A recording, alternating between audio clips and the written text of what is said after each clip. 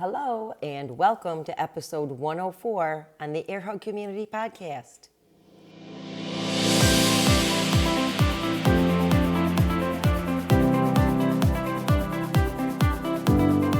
Hey, welcome everybody. If you are new here, and if you're not new here, welcome back. But if you're new here, I just want to give you the 411 on this podcast. This is the Air Hug Community Podcast, and you can also think of it as a midlife mojo discussion board. So in this podcast, we come together to talk about midlife.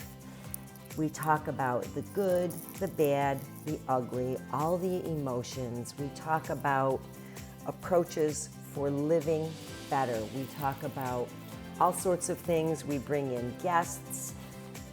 And this is just something that was created as a need out of my business from Grateful Fitness of working with women. I wanted to have a place where we could come to talk about things further. And so this is the place. Welcome. I'm glad you're here. Let's get after it.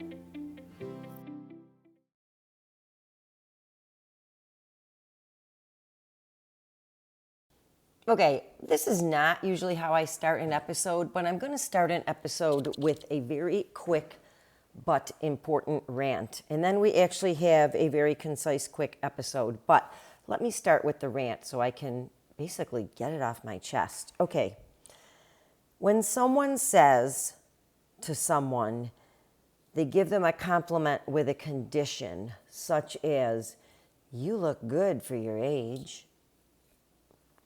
That just really, first of all, don't take that as a compliment, because it's not. It's really kind of an insult, and it's really kind of a prejudice against, it's what people think that aging isn't.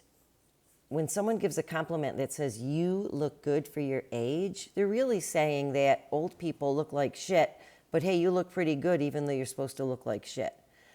And I would say, I hope you don't say that to anyone, and I hope you don't even say that about yourself, because it's really, it has underlying negative tones. And I would just like for people to just think before they open their mouth and talk about that, because honestly, it's not helpful in any way, shape, or form, and it certainly isn't complimentary.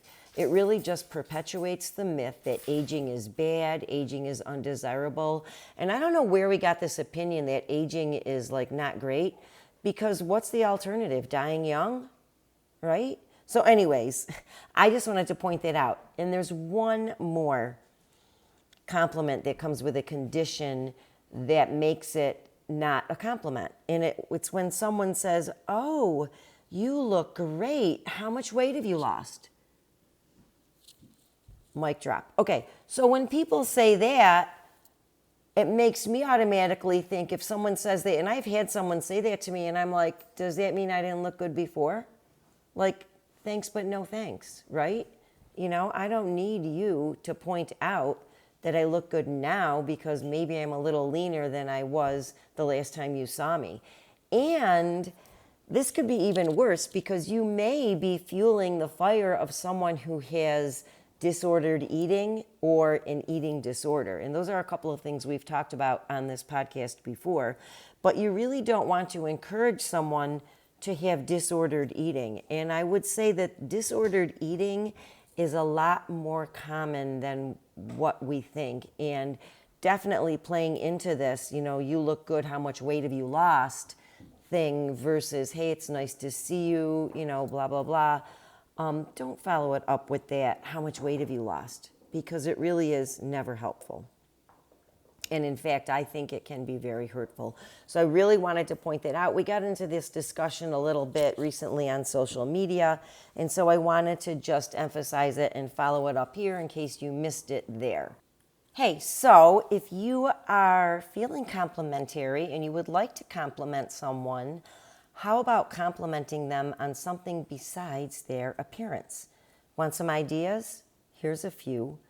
Hey, you have creative ideas. Or, I admire how you handle difficult situations.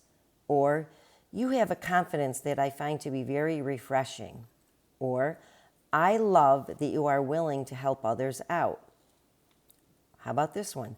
I love how you stand up for yourself. Or, I admire how you stay in touch with others. Or, I love how you never make the same mistake twice. These are some great examples of compliments. If you're in the mood to give a compliment on something, someone on something about an ability that they have or some kind of trait that they have other than their looks. Woo! Okay, thank you for letting me get that off my chest. Now, let's move on to today's actual topic. Got menopause? And again, hopefully you have made it this far in life that you have the privilege to get to this point in your life, right? There's nothing wrong with menopause. So I would like to say what you can do to make this phase of your life so much better. And honestly, I think it's a wonderful phase of life. It goes hand in hand with midlife for women. And the changes that happen can actually be super wonderful. First of all, like you don't have to get your period anymore. How amazing is that? Second of all, you can't get pregnant. That's wonderful. By the way, how do you know you're in menopause? Well, unfortunately, you kind of don't know until you know that you're done with it. And that the definition of being in menopause is having gone 12 consecutive months without getting a period. So you really don't know until you're past. But it's just the way it is. I mean, as far as life goes, you may have certain symptoms. You may have irregular periods, heavy periods, painful periods, night sweats, noticing that maybe you're starting to gain a little bit more weight around your midsection. Those kind of things can be signs of midlife. So the title of this podcast, Got Menopause? Do this. This is what we're talking about right now. What can you do to help your menopause phase of life and post-menopause? So this is actually applicable to perimenopause, and that's that point in time where you start to get symptoms, like you start to get irregular periods, or the pattern, maybe there isn't a pattern anymore, or the pattern is different from what you have been used to up until this point. It's a changed pattern, or no pattern. Anyway, so the one thing that you can do to help with this phase of life is to, are you ready? Drum roll. Get stronger. I know you guys are not surprised to hear me say that because I talk about it all the time and I live it as well. But let's start with the why. Why should we bother to get stronger? Well, here's probably the most popular reason, but really not any more important than any of the other reasons, and arguably less important. Okay, and what I'm talking about is getting stronger helps you prevent weight gain. It's great, and honestly, you can be healthy at any size, so if you do have a little extra fat, I always say that it's okay. That's not the only reason to get stronger. Here's four more very important reasons. Number one, it helps reduce your risk of getting cancer.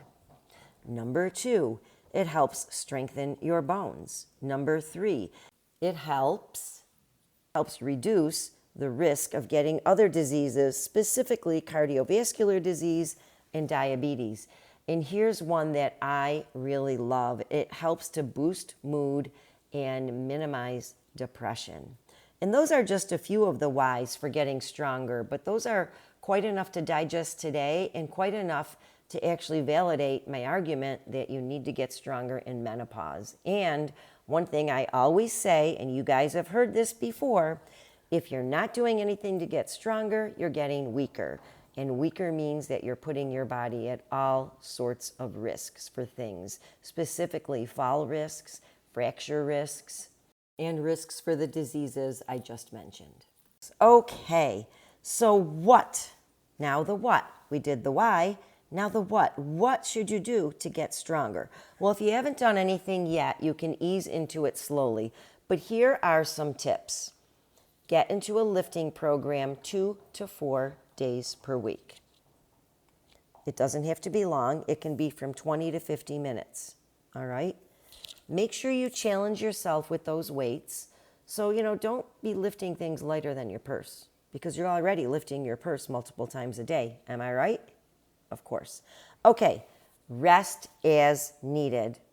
And that means making sleep and recovery from workouts a priority. And eat enough protein. Okay, now let's talk about how can you help yourself to stay motivated to do the what, because you don't want to get into the risks associated with the whys. Okay, how can you help yourself stay motivated? Set reasonable goals. If you are not an exerciser, don't start off saying that you're going to weight train 5 days a week for 50 minutes, because it's a pretty big jump in your lifestyle right now. So maybe you commit to lifting twice a week, 20 minutes to 40 minutes at a time, or going to a strength training class maybe twice a week, and you commit to walking, maybe walking after dinner or walking on your lunch break, 30 minutes most days of the week. That's a great starting spot. So make it manageable to help keep yourself motivated. You don't want to be overwhelmed. Now let's talk about that walking part, because here's the plus part. Get strong plus engage in regular leisure walks.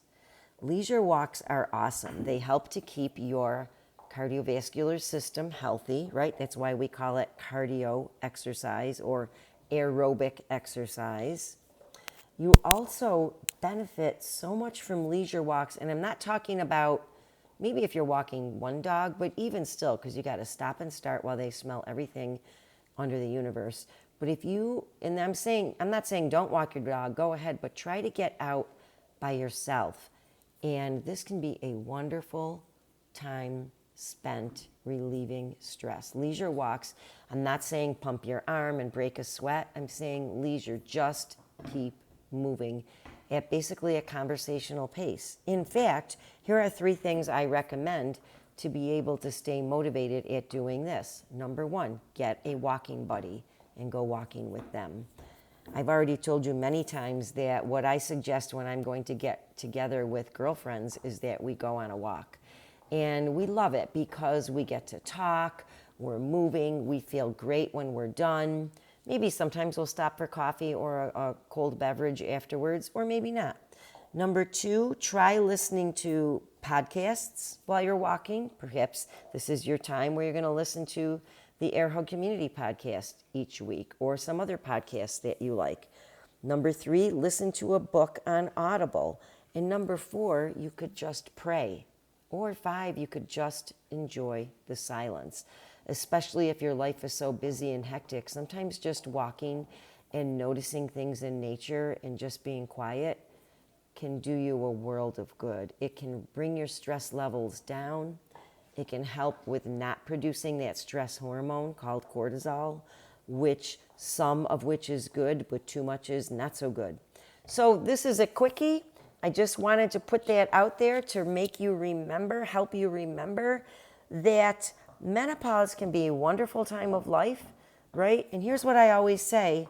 The best time of life is the time that you're in right now. You cannot go back and relive the past. You cannot live in a fantasy world of trying to predict the future and live that way before you get there. All you really have is today. And if at this point in your life is perimenopause or menopause or post-menopause, then by golly, grab the bull by the horns and enjoy it. And get stronger, because getting stronger will help you to enjoy it. So you got any questions, feel free to reach out to me. You can find my contact information in the show notes. You can email me, Judy at judyarazosa.com. In case you don't know how to spell that, it's in the show notes. Follow me on Instagram at Judy Arazosa, or Facebook at Judy Arazosa, or follow my Pinterest page at Judy Arazosa. Listen, have a great week and go out there and love the phase you are in.